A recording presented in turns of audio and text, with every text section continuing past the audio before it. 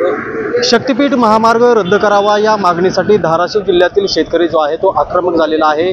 शेतकऱ्यांनी आज जिल्हाधिकारी कार्यालयासमोर धरणे आंदोलन सुरू केलेलं आहे। जर आपण पाहिलं तर धाराशिव जिल्ह्यातील जवळपास 17 गावं हे महामार्ग बाधित हे गाव होणार आहे। त्यामुळे कुठेतरी या शेतकऱ्याचा विरोध आहे। आम्हाला आमच्या जमिनी राहू द्या, हा महामार्ग नको अशी मागणी घेऊन कुठेतरी हे शेतकरी जे आहेत या आंदोलनामध्ये सहभागी झालेले आहेत। माझ्यासोबत शेतकरी आहेत। मला सांगा, महामार्ग विरोध करता नेमकं कारण काय? या महामार्गाची मागणी या धाराशिव तालुक्यातून जिल्ह्यातून कुठल्याही आमदारांनी, खासदारांनी किंवा जनतेने केलेली नाही। असे नसताना सुद्धा ग्रीनफील्ड झोन आणि शक्तीपीठ महामार्ग या गोंडस नावाखाली या धाराशिव जिल्ह्यातील जवळजवळ 19 गावातून हा शक्तीपीठ महामार्ग जात आहे। आणि या धाराशिव जिल्ह्यातला जो सुपीक भाग आहे, मग तो तेरणा नदीचा पट्टा असो किंवा पुढचा पट्टा असो, हा सुपीक भाग जात आहे। त्यामुळं जवळजवळ 750 एकर शेती, सुपीक शेती या शक्तीपीठ महामार्गात जात आहे। आणि त्यामुळं बरेच शेतकरी भूमिहीन होणार आहेत, कारण पहिलेच अल्पभूधारक झाले आहेत आणि एवढा मोठा महामार्ग गेल्यानंतर हे शेतकरी भूमिहीन होणार आहेत। आणि भूमिहीन झाल्यानंतर या शेतकऱ्यांना या धाराशिव जिल्ह्यातून स्थलांतर केल्याशिवाय पर्याय राहणार नाही।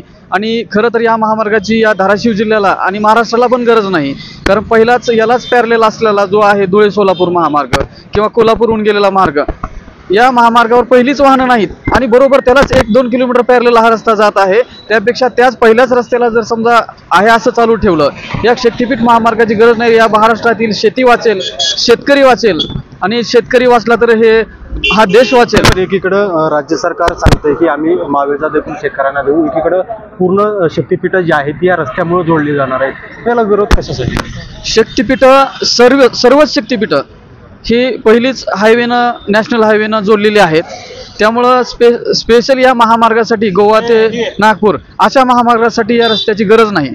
आणि प्रश्न जर मावेजाचा येत असेल तर आजच्या कंडिशननुसार एकदम जी सुरत चेन्नईचा समजा महामार्गाचा विचार केला किंवा नांदेड जालना तिकडला महामार्ग आहे, एकदम तुटपुंजा मावेजा देऊन शेतकऱ्याची शेती हडप केली जात आहे।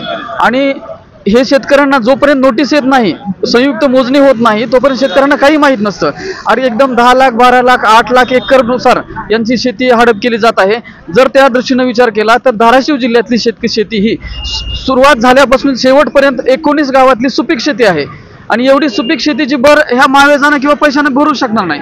आम्हाला त्या मावेजाशी काही देणं घेणं नाही। आम्हाला सरकारने किती मावेजा दिला तर आम्हाला नको आहे, रद्दच केला पाहिजे। तुमची काय मागणी? किती शेतकरी याच्यामध्ये बाधित होते आणि तुमची किती शेती आहे? माझी स्वतःची शेती म्हणजे सगळ्याची मिळून म्हणलं तर माझी 4-4.5 एकर जमीन जाते। आम्ही ह्या शक्तीपीठमुळे पूर्णपणे रस्त्यावर येतो आणि हा शक्तीपीठ आम्हाला नको आहे। आम्हाला मावेची तर अपेक्षा नाहीत मुळीच, पण आमची एकच मागणी आहे सरकारला की बाबा हा आमचा उपजीविकेचा विषय आहे शेती, तो आम्ही शेती कुणी हिसकावून घेऊ नये। आणि या शक्तीपीठाची आम्हाला कसल्याही पद्धतीची गरज नाही आणि गरज नसताना हा शेतकऱ्यावर लादणार हा शक्तीपीठ कशासाठी तुम्ही आमच्यासाठी लादतात, शेवटी सरकारला विनंती करतो आणि हा शक्तीपीठ रद्द करावा ही विनंती करतो। काही ठिकाणी शेतकऱ्यांनी समर्थन दर्शवले, अनेक जिल्ह्यामध्ये महामार्ग होण्यासाठी शेतकरी रस्त्यावर उतरले। आता ते तुम्ही समर्थनाचे विषय बोलता, ज्यांची जमीनच मुळात जाणार नाही असे लोक समर्थन करतात। मला फक्त सरकारला विनंती करायची आहे की ज्यांची जमीन जाणार नाही त्यांचं तुम्ही कशाला विचारपूस करता? ज्या शेतकऱ्याची जमीन जाणार ना त्यांना तुम्ही विचारा आणि त्यांच्या घरची परिस्थिती विचारा, काय परिस्थिती आहे। आज लोकांच्या घरी अन्न खायला झालेत आणि तुम्ही शेतकऱ्या रस्त्यावर आणण्याचा विचार करायला लागलात आणि तुम्ही शक्तीपीठाचा विचार करता। सरकारला, मायबापाला विनंती आहे, तुम्ही हा शक्तीपीठाचा घाट कशासाठी घातलाय? लोक मारण्यासाठी घातलाय का उद्योगपती जगवण्यासाठी घातलाय? हा माझा सरकारला विनंती आहे। तुम्ही हा शक्ती मुळात रद्द केला पाहिजे, नाहीतर आम्ही भविष्यात रस्त्यावर उतरू आणि जेवढं मोठं आंदोलन आहे ते करू आणि आम्ही हा सरकारला विनंती करू की हा शक्तीपीठ रद्द करा। या ठिकाणी शिवसेनेचे नेते मला सांगा, शक्तीपीठ महामार्गाच्या संदर्भात आंदोलन करतायत, तुम्ही समर्थन देताय का? काय कसं करताय?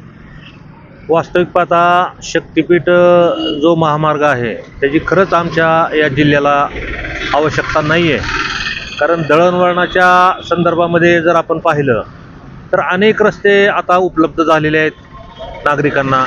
हा शक्तीपीठ म्हणजे निव्वळ शेतकऱ्यावरती अन्याय आहे। शेतकऱ्यांना तुटपुंजी मदत या शक्तीपीठाच्या जमिनीच्या माध्यमातून मिळते। आपण पाहिलं तर रेल्वेच्या भूसंपादनाच्या वेळेस जी शेतकऱ्यांकडून जमीन घेतली त्याला सुद्धा अत्यल्प त्या ठिकाणी अनुदान मिळालं। हायवेचं जे अनुदान आहे त्याबाबतचं अनुदान वेगळं आणि रेल्वेचं वेगळं, अशा प्रकारची दुटप्पी भूमिका ही शासनाची यापूर्वी देखील राहिलेली आहे. माझं म्हणणं असं आहे की शेतकरी जर या शक्तिपीठाला विरोध करत असतील तर शासनाचा हे शक्तिपीठ करण्यासाठीचा अट्टाहास नेमका कशासाठी आहे, कुणासाठी आहे, हा खरा प्रश्न आहे. आणि म्हणून आम्ही सगळेजण शेतकऱ्यांच्या पाठीशी या शक्तिपीठाच्या विरोधात निश्चितपणे उभे आहोत. नक्कीच आपण पाहतो की अगदी शक्तिपीठ महामार्ग आम्हाला नकोच, तो रद्दच झाला पाहिजे अशी जी मागणी आहे ती आता शेतकऱ्यातून कुठेतरी केली जाते. बालाजी सुरवसे, साम TV, धाराशिव. देश विदेशातील प्रत्येक घडामोडींचे लाईव्ह अपडेट मिळवण्यासाठी आता साम टीव्हीच्या सर्व सोशल मीडिया प्लॅटफॉर्मला लाईक, फॉलो आणि सबस्क्राईब करा. तसंच सर्व नोटिफिकेशनसाठी बेल आयकॉन प्रेस करायला विसरू नका.